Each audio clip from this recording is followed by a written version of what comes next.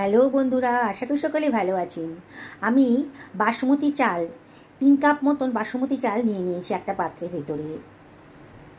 আজকে একেবারে নতুন ধরনের একটা রেসিপি নিয়ে এসে হাজির হয়েছি। এই চালটাকে আমি ভালো করে ধুয়ে নেব। 2 থেকে 3 বার জলটাকে চেঞ্জ করে করে ভালো করে চালটাকে ধুয়ে নিতে হবে। চালের ভেতরে অনেক নোংরা টোংরা থাকে। ভালো করে ধোয়া হয়ে গেছে। এবার পরিষ্কার জল দিয়ে আমি চালটাকে মিনিট 10-এর জন্যে, হাতে সময় থাকলে আপনারা আধ ঘন্টাও ভিজিয়ে রাখতে পারেন। আমি কতগুলো চিংড়ি মাছ নিয়ে নিয়েছি। এইবারে এই চিংড়ি মাছের ভেতরে দিয়ে দিচ্ছি 1/2 টেবিল চামচ লবণ, আর এর ভেতরে দিয়ে দিচ্ছি 1/4 টেবিল চামচ হলুদের গুঁড়ো, 1/4 টেবিল চামচ লঙ্কার গুঁড়োও দিয়ে দিলাম। খুব টেস্টি হবে। এইবার মশলাটা চিংড়ি মাছের সাথে ভালো করে মাখিয়ে নিচ্ছি। খুব ভালো করে মাখানো হয়ে গেছে। আমি সরিয়ে রাখলাম। আমি কতগুলো পটল নিয়ে নিয়েছি। পটলটাকে আগে থেকে ধুয়ে পরিষ্কার করে নিয়েছি। পটলের গোটার দিকের অংশ আর মাথার দিকের অংশটা কেটে বাদ দিয়ে দিচ্ছি। আর পটলের খোসা কিন্তু কেটে বাদ দেবো না। আমি পটলের গাটা ছুরি দিয়ে একটু চেঁচে চেঁচে নিচ্ছি। দেখুন কীভাবে কাটছি। সমস্ত পটলগুলো আমি একইভাবে ছুরি দিয়ে চেঁচে নেব। দেখুন বন্ধুরা, এইভাবে সমস্ত পটলগুলোকে আমি চেঁচে নিলাম। এইবার পটলগুলোকে আমি কেটে নিচ্ছি। আমি গোল গোল করে কেটে নিচ্ছি। খুব বেশি বড়ও হবে না আর খুব বেশি ছোটও হবে না। এইভাবে সমস্ত পটলগুলোকেই আমি কেটে নিলাম। অসম্ভব টেস্টি একটা রেসিপি আজকে তৈরি হতে চলেছে। কাটাটা হয়ে গেছে, সরিয়ে রাখলাম। আমি 2খানা মাঝারি সাইজের পেঁয়াজ নিয়ে নিয়েছি। পেঁয়াজটাকেও আমি খোসা ছাড়িয়ে নিচ্ছি। পেঁয়াজটাকেও আমি কেটে নেব। আমি যে পরিমাণ চাল নিয়েছি আর মাছ নিয়েছি তাতে আমার 2খানা পেঁয়াজই যথেষ্ট। পেঁয়াজটাকে আমি পাতলা পাতলা ঝিরিঝিরি করে কেটে নিচ্ছি। কাটা হয়ে গেছে, সরিয়ে রাখলাম। আমি একটা ফ্রাই প্যান গরম করতে দিয়ে দিয়েছি, ফ্রাইং কড়াই আর কি, ননস্টিক কড়াই। এবার এর ভেতর দিয়ে দিলাম 2 টেবিল চামচ সাদা তেল। আজকে রান্নাটা আমি সাদা তেলই করব। এবার তেলটা যখন বেশ গরম হয়ে গেছে তখন চিংড়ি মাছগুলো দিয়ে দিচ্ছি। মিডিয়াম টু হাই ফ্লেমে চিংড়ি মাছগুলোকে ভেজে নিতে হবে। খুব বেশি ফ্রাই করব না। চিংড়ি মাছগুলোর কালারটা একটু চেঞ্জ হয়ে গেলেই হবে। খুব বেশি ফ্রাই করলে চিংড়ি মাছটা স্টিকি হয়ে যাবে, শক্ত হয়ে যাবে, তখন খেতে অতটা ভালো লাগবে না। দেখুন হালকা হাতে একটু ভেজে নিচ্ছি। হয়ে গেছে ভাজাটা। এবার এই চিংড়ি মাছগুলোকে আমি তুলে অন্য একটা পাত্রের ভেতর সরিয়ে রাখছি। সমস্ত চিংড়ি মাছগুলোকেই অন্য একটা পাত্রের ভেতর সরিয়ে রাখলাম। এবার ওই তেলের ভেতরেই আমি দিয়ে দিচ্ছি কেটে রাখা পটলগুলোকেও একটু ফ্রাই করে নেব। গ্যাসের ফ্লেমটা মিডিয়াম টু হাইতে রেখেছি। আর 1 চিমটা লবণ আর 1 চিমটা হলুদের গুঁড়ো দিয়ে দিলাম। দিয়ে সব কিছু খুব ভালো করে মিশিয়ে নিচ্ছি। পটলটাকেও একটু ভাজা ভাজা মতো করে নেব। একেবারে নতুন ধরনের রেসিপি। আগে হয়তো এরকম ধরনের রেসিপি আপনারা কোনো দিনই খাননি। এই শেষ পর্যন্ত ভিডিওটা দেখুন। একবার দেখার পর না আপনাদের মনে হবে যে একবার অন্তত বানিয়ে খাই। আর একবার যদি বানিয়ে খান, আমি গ্যারেন্টি দিয়ে বলছি, বারে বারে কিন্তু আপনাদের এটা বানিয়ে খেতে ইচ্ছা করবে, এতটাই টেস্টি। পটলগুলো সুন্দর করে ফ্রাই হয়ে গেছে, কালারটাও চেঞ্জ হয়ে গেছে। এইবার এই পটলগুলোকে তুলে আমি অন্য একটা পাত্রের ভেতর রেখে দিচ্ছি। সমস্ত পটলগুলো তোলা হয়ে গেছে। এবারে যে তেলটা আছে ওই তেলের ভেতরেই আমি দিয়ে দেব 1 টেবিল চামচ গাওয়া ঘি। গ্যাসের ফ্লেম কিন্তু এই সময় একেবারে লোতে রেখেছি, নাহলে ঘিটা পুড়ে যেতে পারে। সুন্দর একটা ফ্লেভার এসছে। এইবার আমি এর ভেতরে দিয়ে দিচ্ছি 1/4 টেবিল চামচ গোটা জিরে, কতগুলো দারচিনির টুকরোও দিয়ে দিলাম, আর দিয়ে দিচ্ছি কতগুলো লবঙ্গ, আর ছোটো এলাচের মাথাটা ফাটিয়েও দিয়ে দিলাম। কতগুলো তেজপাতাও দিয়ে দিচ্ছি, আর দিয়ে দিচ্ছি 1/2 টেবিল চামচ গোটা গোলমরিচ। খুব সুন্দর একটা টেস্ট আসবে। গ্যাসের ফ্লেমটা লোতে রেখে একটু ফ্রাই করে নিচ্ছি।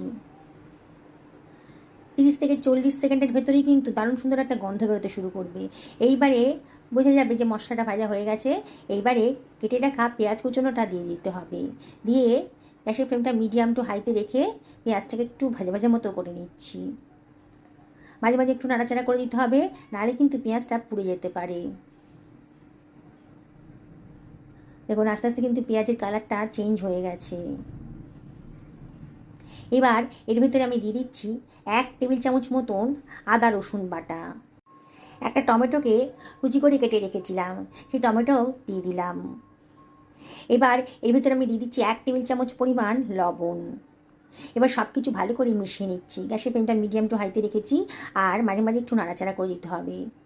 মশলাটা খুব ভালো করে কষিয়ে নিতে হবে। যেসব বন্ধুরা রেসিপিটা দেখছেন অথচ এখনও আমাকে সাবস্ক্রাইব করেননি, তাদেরকে আমি রিকোয়েস্ট করবো আমার চ্যানেলটা সাবস্ক্রাইব করার জন্যে। 1/4 টেবিল চামচ হলুদের গুঁড়ো দিয়ে দিলাম, 1 টেবিল চামচ ধনের গুঁড়ো দিলাম, 1/2 টেবিল চামচ জিরের গুঁড়ো দিলাম, আর 1/2 টেবিল চামচ লঙ্কার গুঁড়ো দিলাম। দিয়ে সব কিছু আবারও খুব ভালো করে মিশিয়ে নিচ্ছি। খুব ভালো করে মশলাটাকে কষিয়ে নিতে হবে। যেসব বন্ধুরা ফেসবুক থেকে রেসিপিটা দেখছেন তাদেরকে আমি রিকোয়েস্ট করব আমার পেজটা ফলো করার জন্যে। আবারও বলছি বন্ধুরা, দরকার হলে অল্প অল্প জল দিয়ে দেবেন যাতে মশলাটা পুড়ে না যায়। মশলা কিন্তু খুব ভালো করেই কষিয়ে নিতে হবে। যদি প্রয়োজন হয় তাহলে অল্প অল্প জল দেবেন। দেখুন আবারও এটাকে ঢাকা দিয়ে দিচ্ছি তাড়াতাড়ি রান্নাটা হবে বলে। লো ফ্লেমে 2 থেকে 3 মিনিট ঢাকা দিয়ে রান্নাটা করে নেব। দেখুন 2 মিনিট বাদে আবারও ঢাকাটা তুলে একটু নাড়াচাড়া করে দিচ্ছি। মশলাটা সুন্দর করে কষানো হয়ে গেছে, মশলা গা থেকে তেল বেরোতে শুরু করেছি। 2 টেবিল চামচ মতন টক দই আমি ফেটিয়ে রেখেছিলাম, সেটা দিয়ে দিলাম। দইটা দেওয়ার সময় কিন্তু অবশ্যই গ্যাসের ফ্লেমটা লোতে রাখবেন, নালে অফ করে দেবেন, নালে কিন্তু দই ফেটে যেতে পারে। আমি লোতেই রেখে দিয়েছি। দিয়ে দইটা দিয়ে সব কিছু আবারও খুব ভালো করে মিশিয়ে নিচ্ছি। গ্যাসের ফ্লেমটা মিডিয়াম টু হাইতে করে দিয়েছি। আবারও মশলাটা খুব ভালো করে কষিয়ে নেব। দেখুন আবারও মশলার গা থেকে তেল বেরোতে শুরু করেছে।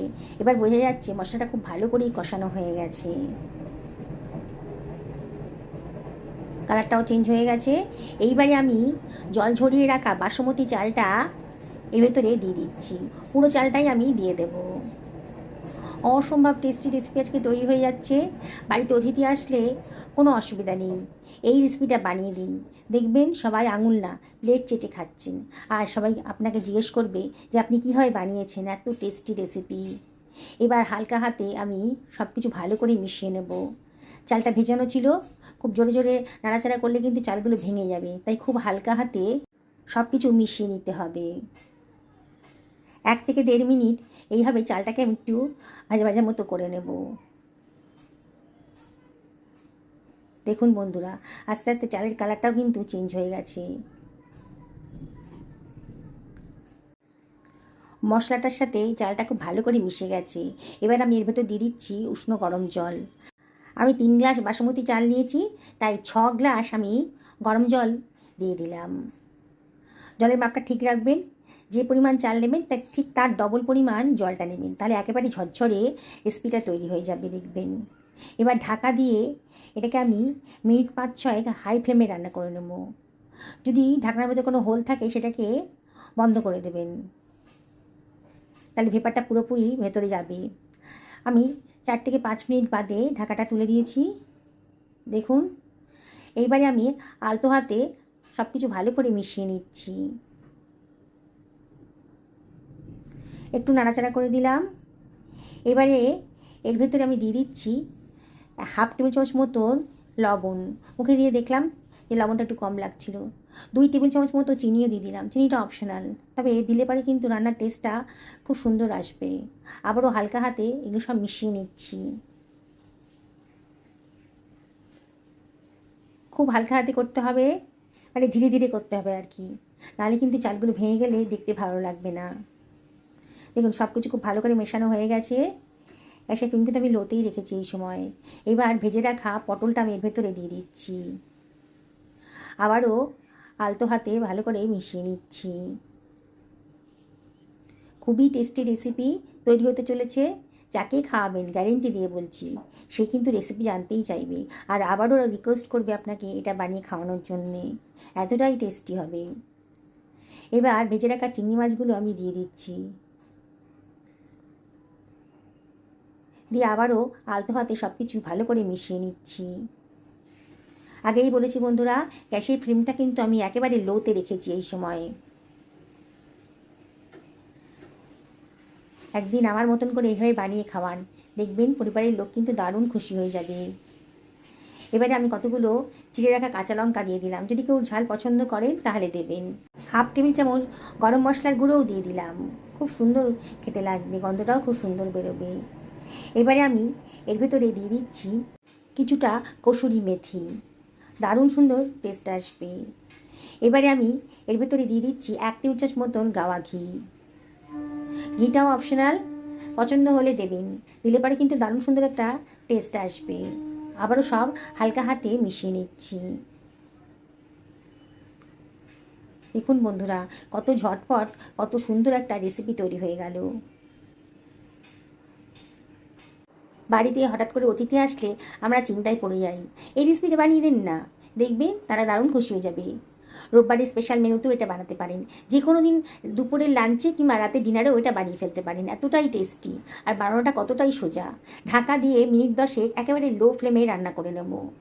10 মিনিট বাদে ঢাকাটা তুলে দিয়েছি, একটু নাড়াচাড়া করে নিচ্ছি। দেখুন একেবারে ঝরঝরে হয়ে গেছে, বোঝাই যাচ্ছে যে আমার রেসিপিটা একেবারে রেডি হয়ে গেছে। দারুণ সুন্দর একটা গন্ধও বেরোচ্ছে, সবাই টের পেয়ে গেছে বাড়ি যে আজকে ভালো কিছু রান্না হচ্ছে। আবার আলতো হাতে সব কিছু ভালো করে মিশিয়ে নিলাম। এবার এটা ঢাকা দিয়ে মিনিট 5-6 আমি রেস্টে রেখে দেবো। গ্যাসের ফ্লেমটা অফ করে দিয়েছি।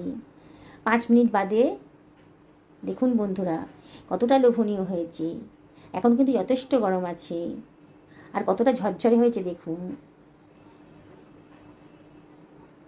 এবার একটা সার্ভিং প্লেটে আমি এটাকে সার্ভ করে দিচ্ছি। দেখি বানাতে ইচ্ছে করছে তো। আপনারা তো চিংড়ির পোলাও অনেক খেয়েছেন, চিংড়ি পটলের পোলাও কি কোনো দিন খেয়েছেন?